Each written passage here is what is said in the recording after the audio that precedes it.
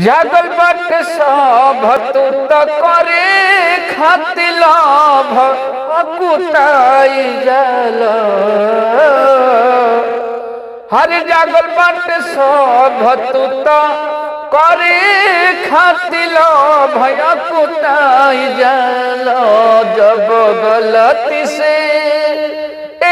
राजा जी जब गलती से भी सती तोहरा जारी लगेला पागल आई जलो जब गलती से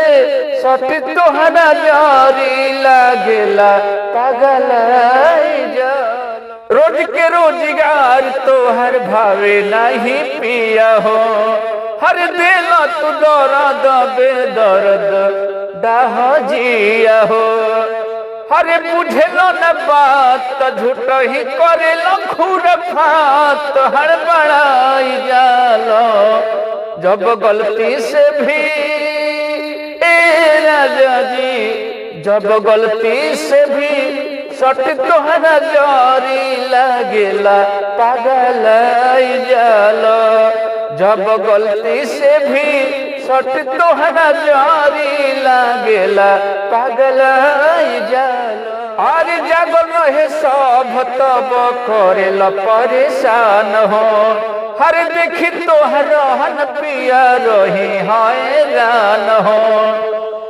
अरे पिया मन मीत करी छुट्टी के प्रीत हर बड़ाई जालो जब गलती से हो जब गलती से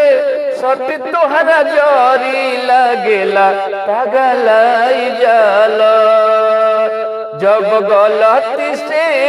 सती तोहरा जारी लगेला पागल आई जालो।